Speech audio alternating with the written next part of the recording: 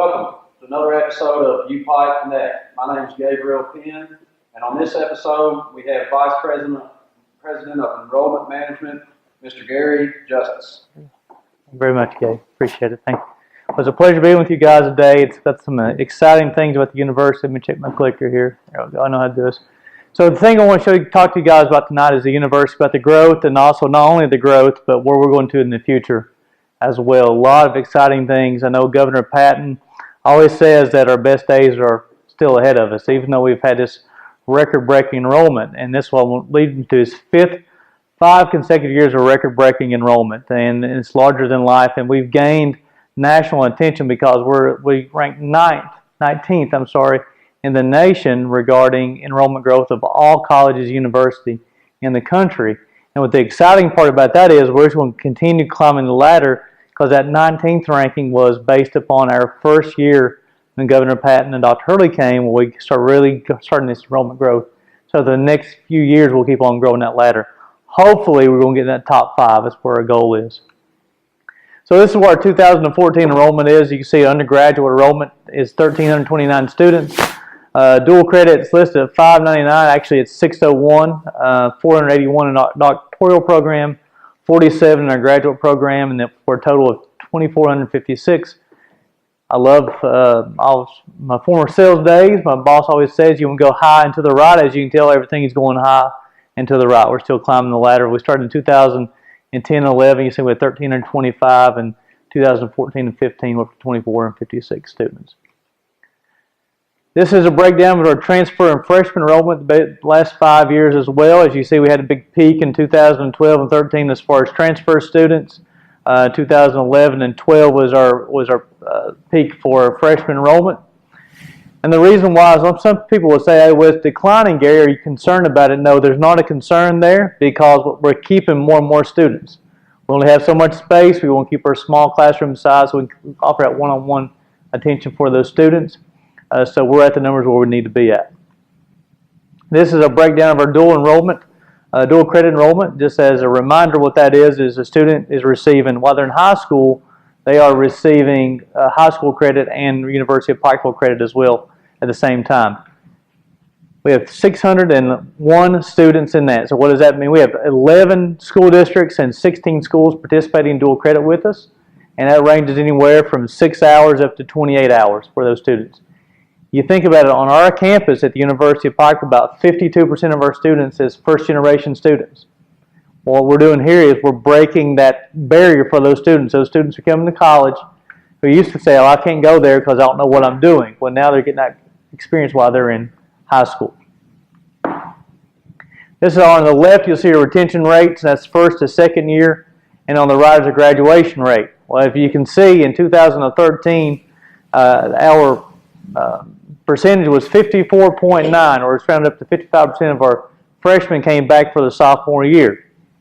May not look like a big number, but if you look at being an open enrollment institution, anytime you get above 52, 53%, you're doing great things. Well, just recently, we got this $2.2 million Title III grant for student success. So we got a director, an Ambria Ray, an assistant director, Matthew Crisp. We got 3 other academic coaches to go along with Mandy Stacy. So we got a full department just there for student success, to get those students from our first to second year. Because before we get to that section on the right, the graduation rate, we got to get them from freshman year to the sophomore year. Get them from the sophomore year to the junior year. You get them to the junior year, they're going to graduate. As you can see, based on our 2008, our 6-year graduation rate, people who enrolled in 2008, we have a 37.7 graduation rate, which that number continues to grow as well. This is what our freshman class looks like. ACT score is 20.4, GPA 3.12, 53 counties in Kentucky, 193 males, 171 females, 265 live on campus, 99 live off campus. So this is what our faculty and staff expectations around campus is. This is how we've been doing what we're doing as far as growth and retaining our students. Is excellent service to students. We've got to remember we're dealing with 18 to 22-year-olds. It's all right to hold their hands, to get them to go to class, to financial aid, whatever it may be, whatever they need, we're there to hold their hands. Excellent customer service, and also taking pride in our university. Because I challenge you guys to walk around our campus, you'll see that our campus is very clean as well. Very rarely will you see any kind of trash laying around or anything like that, because people's taking pride in our university. So this is 85 counties and Kentucky counties are represented at our university. Everything in orange is where we have students from. 45 states and 23 countries are represented at the University of Pikeville. Dr. Hurley always jokes that one of the states we're leaving students from is Hawaii. So we're trying to find a recruiter to go to Hawaii to find us a student. We have a lot of people already volunteering for that assignment as well. The next thing we'll talk about is student debt. That's something we're trying to minimize, because we want our students to graduate. We want to cultivate this as far as alumni and giving. Well, if they have big, large debts, they're unable to give a lot of money back to the university. So the next couple of slides I want to talk to you is about how we're trying to minimize the amount of student debt that our students are leaving with when they go to the University of Pikeville. This is the KTG and the CAP grants. These are both state grants. KTG stands for Kentucky Tuition Grant. That's for private schools only. And the CAP is College Access Program. That's for public or private schools. As you can see, in 2014 and 15 on the KTG, we received $3.2 million from the state of Kentucky for our students. And then on the right for CAP, 2014 and 15, we received $1.5 million for our students as well. So you add those together, you're looking at almost $5 million. This is on the left, you have the Pell Grant. This is a federal Pell Grant. This is all based upon the FAFSA, the free application for financial student aid. $6.4 million. And then KEYS is based upon the student ACT and GPA in high school. And we received $1.1 million this year for our students as well. So you add all that together, real quick math, that's about $13 million that we got for our students. Now, that's all outside aid. So what is university putting into our students as well? $10.3 million of student financial assistance was given to students to come to the University of Pikeville. 100% of our students receive some sort of financial assistance to come to the university, whether it be an outside scholarship or institutional scholarship. So we're helping our students out. This year's fiscal year budget. In 2009, the bottom right corner you'll see it was $22 million at that time, was a record in 2009. Here we are, FY15, we're almost $40 million as far as the budget is concerned. So the growth is continuing. We got a lot of exciting things. I want to share with you guys a couple of things we got in the future as well. Let's see a few people taking notes. I'll slow down a little bit. So future. So how are we going to continue this growth? I made the statement when we started that our best days are still ahead of us. How are we going to back that up? First line is it's exciting. What's the big one? Kentucky College of Optometry, the first one in 8 states. So we're going to be attracting a lot of people to the University of Pikeville. Masters in Education has been proposed. A Masters in Social Work with a partnership with WKU. A Masters in Communication Disorders, again another partnership with WKU. And a Masters in Health Administration at WKU and a KCOM partnership. Now, all this partnership sounds great and all this stuff, but keep in mind this. We're a little small college up on the hill, but the big state universities are coming to us. We didn't go to Bowling Green to sign the deal. They came to the University of Pikeville on our campus. So they see what we're doing. They want to partner with us. So anytime we get in the same ballpark with a major state university, we're doing something right. And now what happens is, even though we're a private school, we can access a lot of public funds. We get through the public education system. That's something Dr. Hurley is leading us to, which is amazing. So what this Kentucky College of Optometry. This is the Health Professions Education Facility, scheduled to open in fall of 2016. This is the back side of it. This is going to be up on Sycamore Street. So basically, after right across from parking garage, we're right across that hill, you see Kentucky College of Optometry. After a Sycamore Street up. So what happens is on the left-hand side, that's record. So you'll see all those pavers are going to be extended. Then you'll see the entrance from Sycamore Street for the optometry building. Now on the Hambley Boulevard, this is a very modern-looking building. A lot of glass. This is something that would be an optometry school. They wanted to make sure very visual. You can see a lot of different things. A lot of great things going on. 6th floor building. about 100 and I think 3,000 or 4,000 square feet building. Total cost is going to be about $45 million. But it's going to be amazing. It's going to bring a lot of things to the university besides just education. The biggest thing, I think you just said Chick-fil-A. I think everybody in Pikeville would have been jumping up and down. But we're bringing a lot more to our university too. Besides Chick-fil-A, you start thinking about Chick-fil-A. The POD is a provisions on demand. It's like a convenience store. And then you have Einstein Brothers, which is bagels. What is that bringing to our university? It's bringing more student services to our university. Because right now we have a lot of students who don't have vehicles on our campus. So they're walking a great distance to go get batteries or a gallon of milk, or if they want to get some microwavable meals or something like that for those late night snacks. Now we're putting it right on our campus for the POD. We can get there. Or if they are a medical student, or they're an optometry student, or if they're a biology student who's got a lot of classes back to back and they don't have time to go sit down in the dining hall, they just want to grab and go. Now they have Chick-fil-A, or if they miss breakfast, they want to grab a bagel, have it as well. Again, it's just more service to our students. But also, it's going to attract a lot of people to our campus too.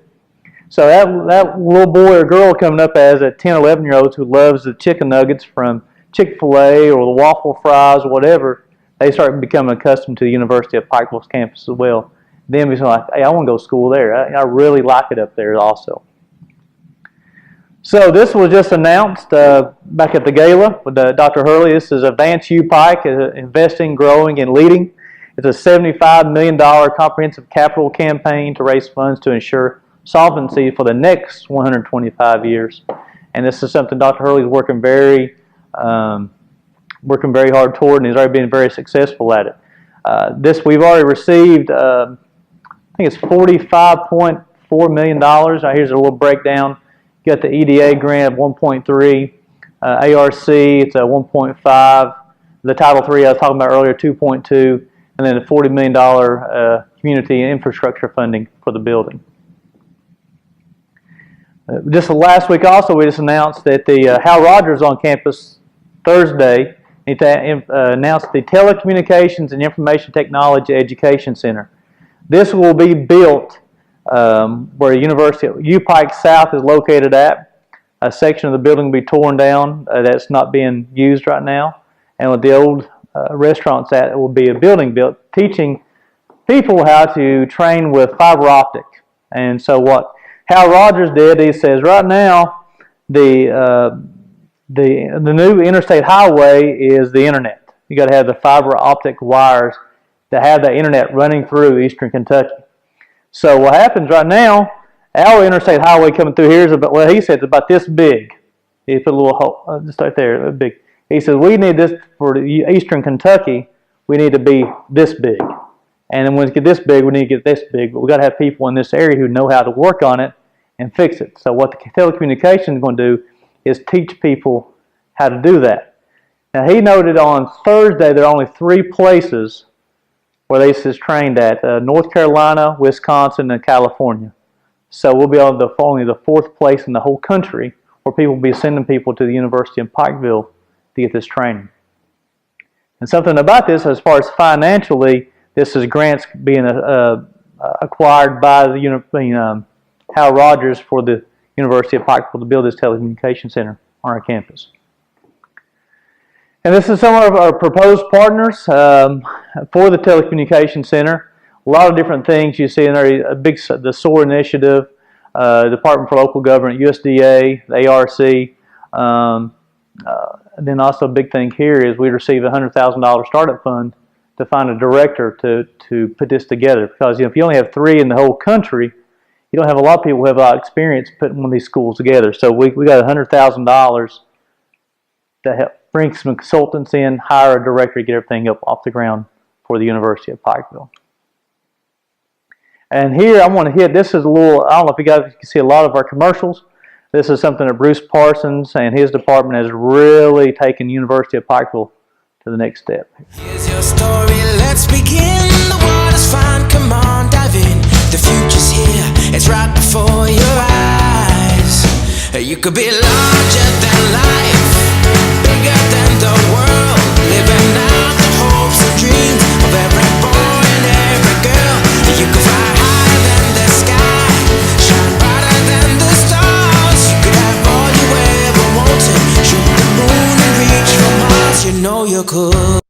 So Bruce and his department has been developing those little 30-second quick where you can watch it, don't get bored, a lot of high energy, really. And then also, you'll notice at the end of it, I had the invitation, join us. So many times I'll see a business or you have a salesman call you, something like that, but they never do ask you for your business. At the end of every commercial vehicle, we put join us. We ask for you to come join us at the University of Pikeville. As real quick, as part of my presentation, is there if I take questions, Jordan? So does anybody have any? I know it's really, really quick. Let me ask you one thing. Yes. Going back to dual credit. Yes. Do schools have the option, or is it just one university there that they dual credit through, or at that particular high school? Yeah, I do know what you're saying. That's a really. Let me get back to my dual credit slide here.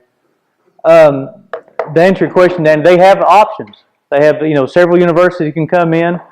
So it's just not just like just not one. And we have some schools where they may get they may have Big Sandy and University of Pikeville both in there, or it may be a Morehead State and University of Pikeville. But what happens is we do not put any cost upon the student. To keep this in mind, that in order to attend dual credit classes at the University of Pikeville, it's $25 a year. It don't matter how many classes you want to take, $25 for junior year. Not $25 a class, $25 your junior year, $25 your senior year. So students can almost eliminate a whole first year of college for $50 if they take the classes. Now, in comparison to what the other universities are doing, sometimes they'll charge a couple $100 a class. So we have a very competitive dual credit program, and you see our numbers as we're growing. What happens is, the reason it's important to University of Pikeville, besides just getting the students, those students take dual credit classes. I showed you the retention rate. It was about 55%. The students take the dual credit classes, they retain about 70%. So those students are more prepared, and they stay a lot longer at the University of Pikeville as well. We're prepared if that goes to those schools. That's exactly right, yes. So if they take dual credit classes to University of Pikeville, they'll go anywhere. As long as they make a C or above, they'll transfer like any other class. So we're not tying them to come to University of Pikeville. They can go anywhere they want to. Maybe they have a program we don't offer. They're interested in engineering or something like that. They can take those classes they take in high school and be very flexible. I see a lot of bus loads of kids coming in to the college. Yes, sir. Tell me what you do with those when they come on. That's a good question. So when we get the kids on campus, the first thing we do is let's show them campus. Let's get out, walk them, and see how our campus looks like, because there's so many different visual aspects of the campus. It's a gorgeous campus. Once we get there, we try to find what they're interested in. Let's say, for example, they're interested in business. So we get all the business students situated. Then we take all the biology students, and then we go talk to professors. We make them talk to Howard Roberts, say, hey, and he tell them about the business program. So it gets into that niche that Danny was talking about earlier of what you're interested in. Because once you start talking about something that you're interested in, you're more apt to listen versus, well, I'm a biology major, I don't want to listen to this business stuff. Is this seniors, juniors? It could be 7th and 8th graders. We get them on campus as early as possible.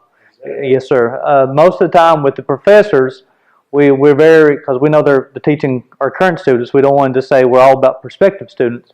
So we always just try to limit to seniors in high school talking to our professors. But now anybody who wants to take a tour, done to 7th grade, we get students on campus. We're the leading university in Central Appalachia. We will make sure we keep our doors open and show them what we have to offer as well. And then also you get those students who are interested, you ask what we're doing on campus, they're interested in playing the sport or music or academic team or whatever it may be. We try to give them the areas that they're interested in and show them that, hey, we have to offer what you want at the university. Yes. Yeah, you got to show them that they're special, because they really are. Because one of the things I talked about was the faculty and staff expectations about excellent customer service. Because we got to keep in mind, without every college and university has to have one thing, and that's students. And we got to make sure that they're important to us, and make sure that they're valued here at the university as well, and also make sure they know if they have a question, they can come ask us as well. I think it's a very effective tool to recruit students. Yeah, the proof's in the pudding, as my mama always said, and the enrollment continues to grow. So we're doing something right, and it really gets back to our mission. It's nothing like we're recreating the wheel or anything like that. It's just we're here to educate and help people in Central Appalachia. Every day or two, you see a bus, with a load of students coming in. Yeah, if we don't have a bus coming on campus, usually Dr. Hurley's calling me and say, "Where's the bus at? When's it coming?" Because he wants to see those students walking around. How does the telecommunications center tie into regular? We going through the community technical college system, that part of it? That's a great question. It's going to be a pseudo partnership. It's going to be certain things. Let me pull it up real quick. I don't know where it's at now. There it is. It is going to be a partnership with the University of Pikeville taking the lead on it. But there are certain things that we're not going to be able to teach out of that. So it's going to be a partnership between Big Sandy, or the community college system, and the university. Yeah. What was the date that's expected? He didn't announce that date. I'm thinking it's going to be in the 2016 time frame. I know they're looking at some funding right now. The university will not put any money up for the telecommunications center, and this is going to be all through a grant. So once a congressman gets that money, he's going to get moving on it. Gary, Yes. could you expand a little bit on the MBA program? I can't remember all you said. Here, I'll go back here and see here. You talking about the future? So we're talking about? Yeah, that's future. So Kentucky College of Optometry is the big one. Masters of Education is proposed right now. That is at the EPSB, and right now it's just kind of it only meet once a year, and hopefully that we'll have a decision out in December, because we have a lot of people graduate with teachers, and now they're having to travel a long distance or an online education where we can offer here at the University of Pikeville. Masters in Social Work, that is something that we've been missing on a long time, where we have a lot of social work is if you don't have your master's and your doctoral, you're really not going to be making the wage that you need to survive. You know, the baccalaureate degree is what the high school education used to be. Now it's that advanced degrees where you're going to be making the higher wage, and that's something the WKU is wanting us to partner with us. The master's in communication disorder, that's where you get into physical therapy, occupational therapy, and speech therapy. So that's something that's we listen to the medical providers here, the school systems, saying, hey, we don't have enough of this. We got to have more of these therapists. So that's what we're going to do with WKU. So the way that work is those students will be enrolled at the Western Kentucky University and will be the host site at the University of Pikeville. And then the Masters in Health Administration, because everybody who goes through medical school will sometimes take positions other than just practice medicine. It could be education. It could be running a hospital, that type of thing. So we want to provide that education to those students. They'll be all contingent upon the new building once the health profession building is built. So it'll be 2016, or probably I would say those probably 2017 before they come. Well, the Master of Education, the second one, will be whenever the board meets on it. When I said the EPSB meets on it, once they say you're good to go, then we'll be rolling on that soon. Yeah.